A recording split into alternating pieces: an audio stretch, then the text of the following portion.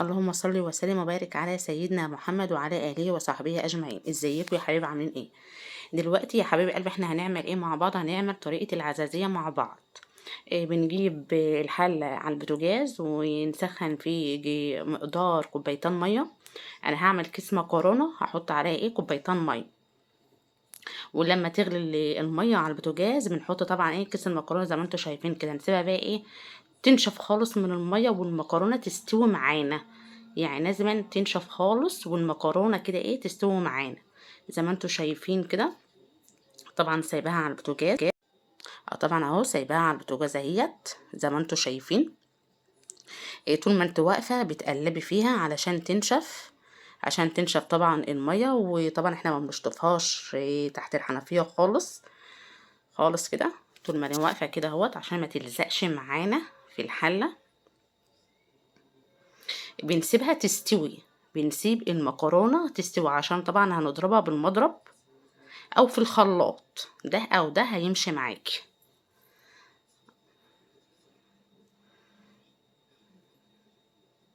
اهيت هي بدأ طبعا اهيت بدأت تستوي معانا اهو يا حبايب.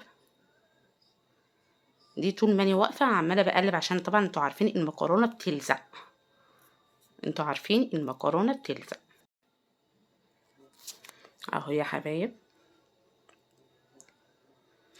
بصراحه انا اول مره اعملها بس قلت كده نجربها كده مع بعض كده. اهو زي ما انتوا شايفين اهيت الميه نشفت خالص وهي كده استوت معانا. على حسب الميه اللي انت هتحطيها اهو. بتكون بقى جايبين بقى البوله معانا، اي حاجه فاضيه معانا كده بنحطها كده معانا. ونفضي، ما نشطفهاش خالص، ما نشطفش احنا المكرونه تحت الحنفيه، لا بنسيبها كده بنفضها في البوله كده على طول. وكده هنحط طبعا اللبن كده مع بعض كده. هي كوبايتين لبن او 3 كوبايات لبن. انا عامله كيس مكرونه واحد. بكون انا مجهزه الكوبايتين والسكر كده اهو. نديها كده تقليبه كده بعد اللبن. ودي كوبايه سكر اهي معانا. بسم الله الرحمن الرحيم. ودي الكوبايه التانية على حسب برضو انت عايزاها سكر زياده او كده يعني. دي نشا، دي كوبايه الا ربع نشا. ونديها كده برضو تقليبه. بس بنحط طبعا دي الفانيليا معانا، دي فانيليا معانا. بسم الله الرحمن الرحيم.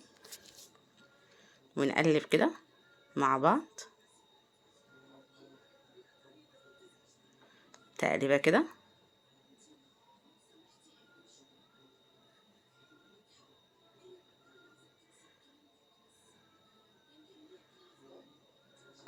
بنحاول ان احنا ندوب السكر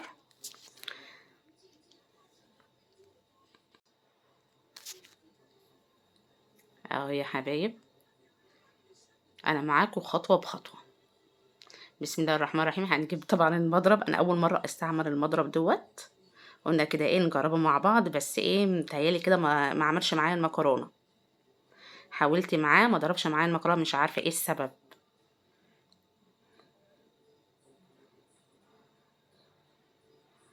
منها يعني المكرونه مستويه يعني المضرب دوت. انا لما المضرب ده بتاع بيض بتاع مكرونه بتاعي، بس مش عارفه ايه السبب بقى. طبعا احنا جبنا كده الخلاط كده معانا. بسم الله الرحمن الرحيم. برضو قلنا كده نضربه مع بعض كده. مادام المضرب ما نفعش معانا، مادام المضرب ما نفعش معانا قلنا نجيب الخلاط. من اول ما قلت لكم لا المضرب لا الخلاط. اكتريه الناس طبعا ما عندهاش المضرب، قلنا نجرب برضو الخلاط برضو.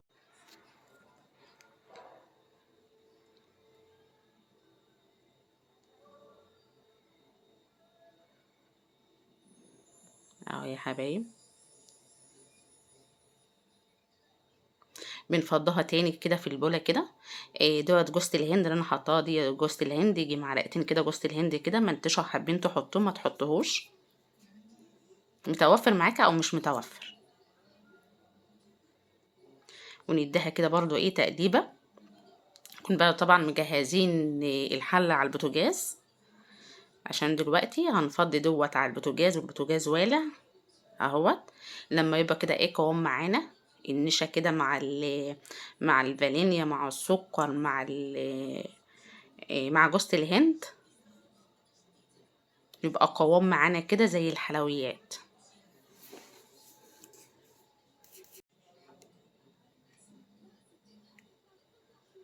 اهو يا حبايب، على فكرة دي القطة بتاعتي. هي مشاركاني في اي حاجة، هي نظيفة.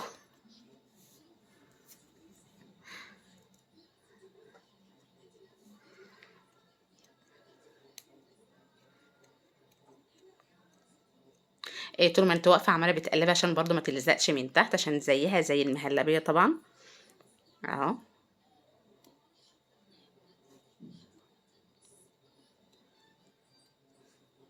اهو يا حبايب.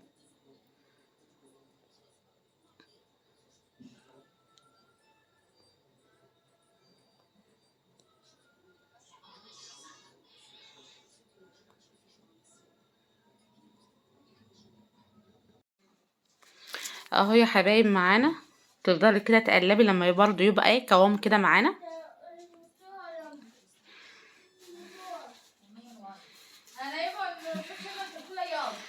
اهو.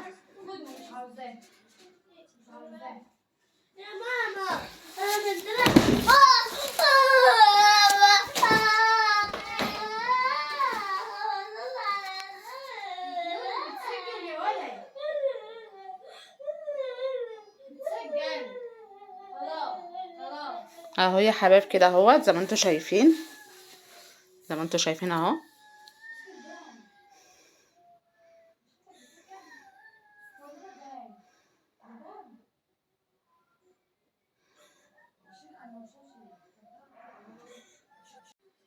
اهو يا حبايب كده بنجيب كده الصينيه معانا، بندهكها كده سمنه بلدي.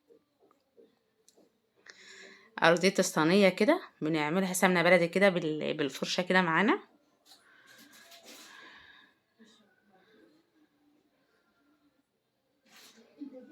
عشان ما تلزقش برضو كده من تحت لما تحطها في الفرن.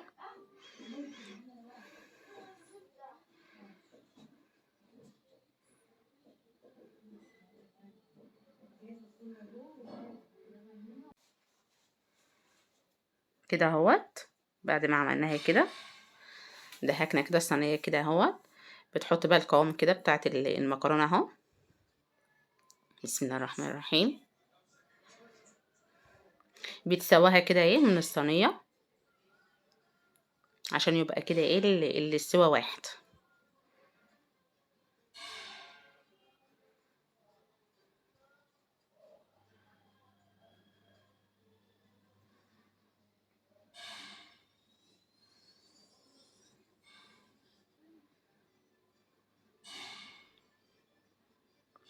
اهو يا حبايب. طبعا بعد كده ما تظبطاها كده بتخليها كده سوا كده الصينيه كده، عشان ما تبقاش حته عاليه وحته واطيه. بندهكها برضو كده على الوش كده سمنه برضو بلدي، يعني في الارضيه سمنه وفوق الوش برضو سمنه. اهو.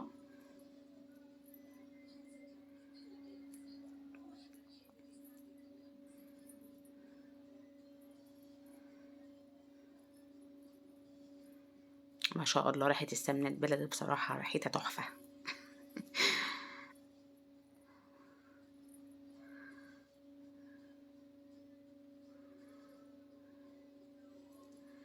اهو يا حبايب. طبعا لو عندك عسل ابيض بتحط برضو على الوش برضو كده عسل ابيض كده معانا. اهو.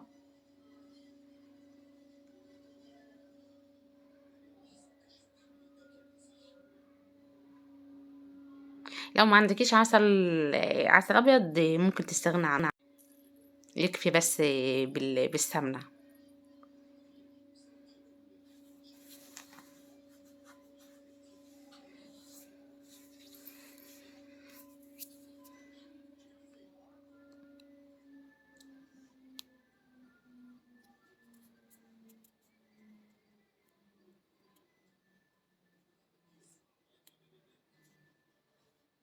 اهو يا حبايب هنسقها كده بقى في الفرن كده.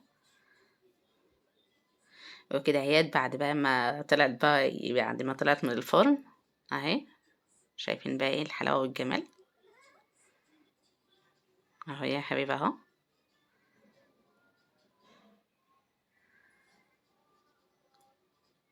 ودي كانت اكلتنا النهارده. يا رب يكون الفيديو عجبكم، ما تنسوش اللايك، الاشتراك، تفعيل الجرس عشان يوصل لكم كل جديد. والسلام عليكم ورحمة الله وبركاته. والسلام.